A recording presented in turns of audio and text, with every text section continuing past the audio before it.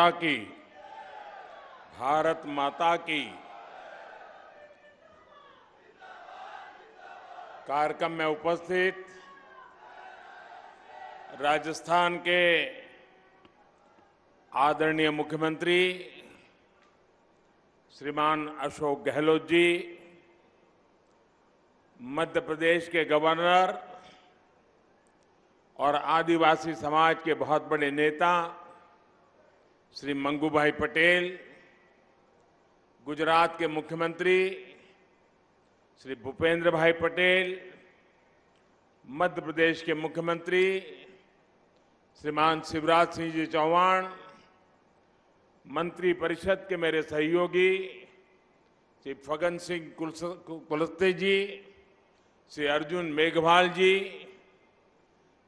विभिन्न संगठनों के प्रमुख व्यक्तित्व, सांसदगण, विधायकगण और मेरे पुराने मित्र, आदिवासी समाज की सेवा में जिन्होंने अपना जीवन समर्पित किया है, ऐसे भाई महेश जी और विशाल संख्या में पधारे आए, दूर सुदूर से मानगढ़ धाम आए हुए मेरे प्यारे आदिवासी भाई और बहनों, मेरे लिए खुशी की बात है कि मुझे आज फिर एक बार मानगढ़ की इस पवित्र धरती पर आकर के सर झुकाने का अवसर मिला है।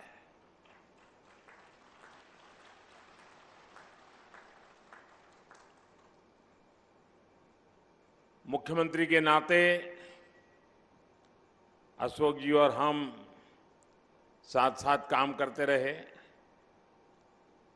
और अशोक जी हमारी जो मुख्यमंत्रियों की जमात थी उसमें सबसे सीनियर थे, सबसे सीनियर मुख्यमंत्रियों में है।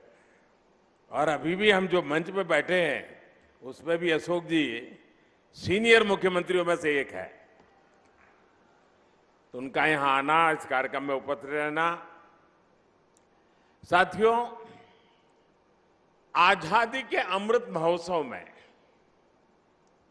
हम सभी का मानगढ़ धाम आना, ये हम सबके लिए प्रेरक है, हमारे लिए सुखद है। मानगढ़ धाम जनजातीय वीर वीरांगनाओं के तप, त्याग, तपस्या और देशभक्ति का प्रतिबिंब है। ये राजस्थान, गुजरात, मध्य प्रदेश और महाराष्ट्र के लोगों की साझी विरासत है।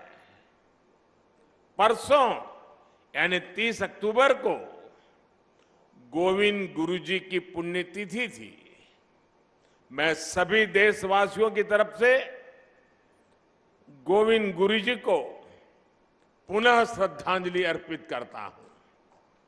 मैं गोविंद गुरु जी की तप तपस्या, उनके विचारों और आदर्शों को प्रणाम करता हूं।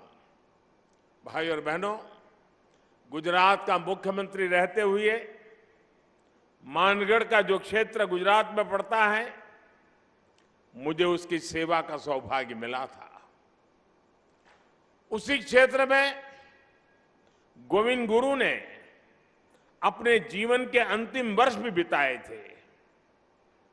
उनकी ऊर्जा, उनकी शिक्षाएं आज भी इस मिट्टी में महसूस की जा रही हैं। मैं विशेष रूप से हमारे कटाराय कनकमल जी का और यहां के समाज का भी आज सर झुका करके नमन करना चाहता हूं। जब मैं पहले आता था, एक पूरा वीरान क्षेत्र था और मैंने आग्रह किया था वन महोत्सव के द्वारा। आज मुझे इतना संतोष हुआ, चारों तरफ मुझे हरियाली नजर आ रही है। आपने पूरे श्रद्धाभाव से वन विकास के लिए जो काम किया है, इस क्षेत्र को जिस प्रकार से हरा भरा बना दिया है, मैं इसके लिए यहां के सभी साथियों का हृदय से आज मैं अभिनंदन करता हूं। साथियों, उस क्षेत्र में जब विकास हुआ, जब सड़कें बनी, तो वहां के लोगों का जीवन तो बेहतर हुआ ही, गोविंद गुरु की शिक्षाओं का भी विस्तार हुआ। साथियों, गोविंद गुरु जैसे महान स्वतंत्रता सेनानी भारत की परंपराओं के, भारत के आदर्शों के प्रतिनिधि थे। वो किसी रियासत के राजा नहीं थे, लेकिन फिर भी वो लाखों लाखों आदिवासियों के नायक थे। अपने जीवन में उन्होंने अपना परिवार खो दिया, लेकिन हौसला कभी नहीं खोया। उन्होंने हर आदिवासी को, हर कमजोर, गरीब और भारतवासी को अपना परिवार बनाया। गोविंद गुरु ने अगर आदिवासी समाज के शोषण के खिलाफ अंग्रेजी हुकूमत से संघर्ष का बिगुल फूंका, तो साथ ही अपने समाज की बुराइयों के खिलाफ भी उन्होंने लड़ाई लड़ी थी। वो एक समाज सुधारक भी थे, वो एक आध्यात्मिक गुरु भी थे, वो एक संत भी थे, वो एक लोक नेता भी थे। उनके जीवन में हमें साहस, शौर्य के जितने महान दर्शन होते हैं, उतना ही ऊंचा उनका दार्शनिक और बौद्धिक चिंतन भी था। गोविंद गुरु का वो चिंतन, वो बोध आज भी उनकी धुनी के रूप में मानगढ़ धाम में अखंड रूप से प्रदीप्त हो रहा है।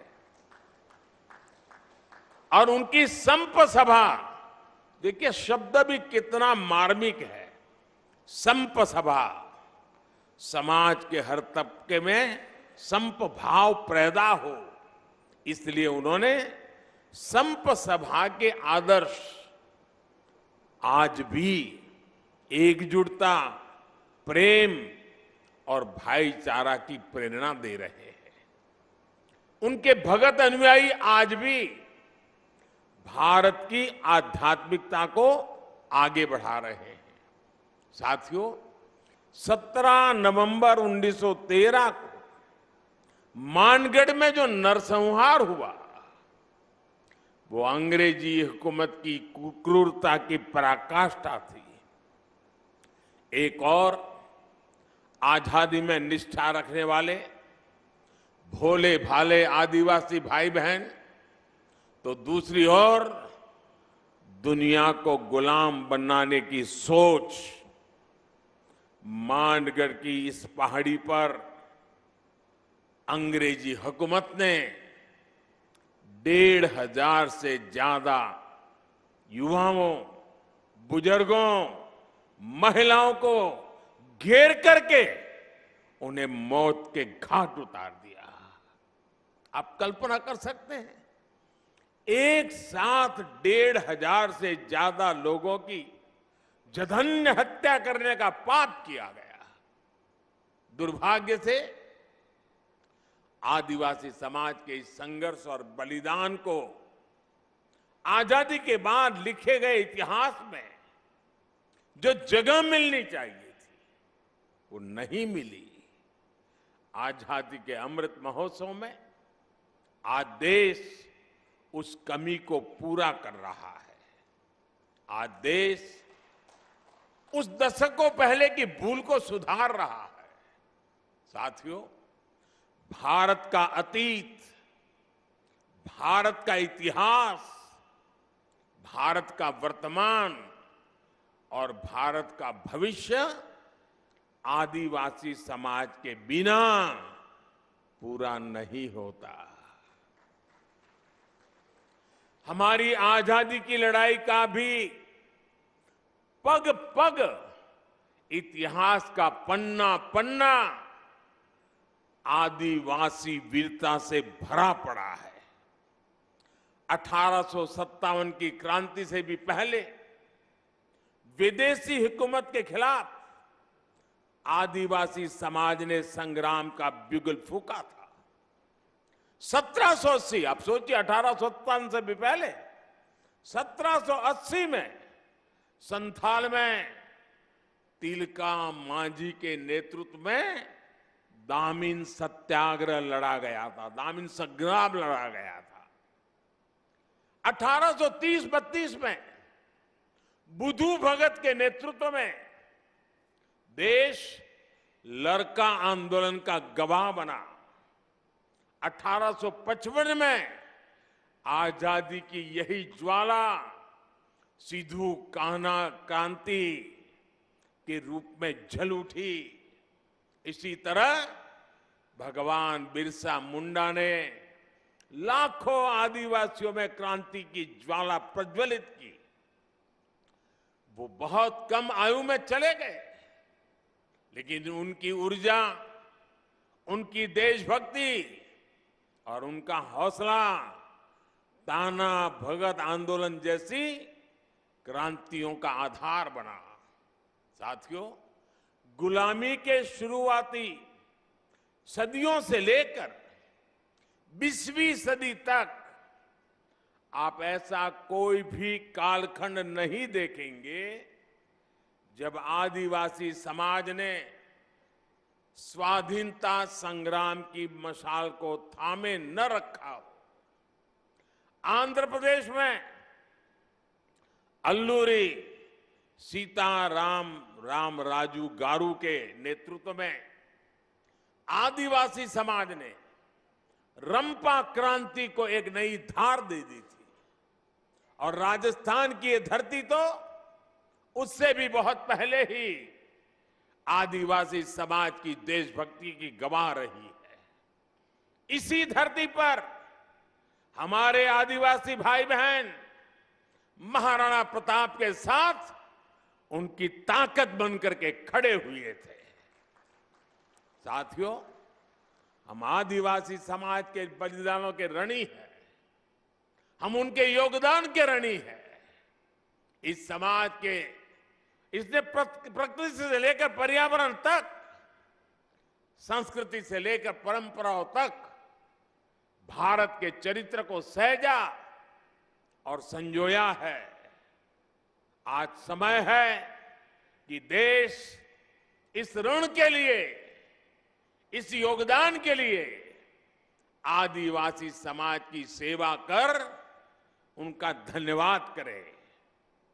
बीते 8 वर्षों से यही भावना हमारे प्रयासों को ऊर्जा देती रही है। आज से कुछ दिन बाद ही 15 नवंबर को भगवान बिरसा मुंडा की जयंती पर देश जनजातीय गौरव दिवस मनाएगा। आदिवासी समाज के अतीत और इतिहास को जन जन तक पहुंचाने के लिए आज देश भर में आदिवासी स्वतंत्रता सेनानियों को समर्पित विशेष म्यूजियम बनाए जा रहे हैं। जिस भव्य विरासत से हमारी पीढ़ियां वंचित रह रही थी, वो अब उनके चिंतन का, उनकी सोच का और उनकी प्रेरणाओं का हिस्सा बनेगी।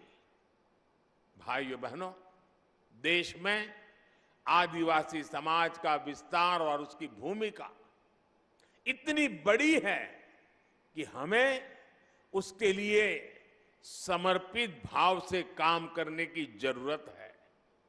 राजस्थान और गुजरात से लेकर पूर्वोत्तर और ओडिशा तक विविधता से भरे आदिवासी समाज की सेवा के लिए आज देश स्पष्ट नीतियों के साथ काम कर रहा है। वनबंधु कल्याण योजना के जरिए आज जनजातीय आबादी को पानी, बिजली, शिक्षा, स्वास्थ्य और रोजगार के अवसरों से जोड़ा जा रहा है।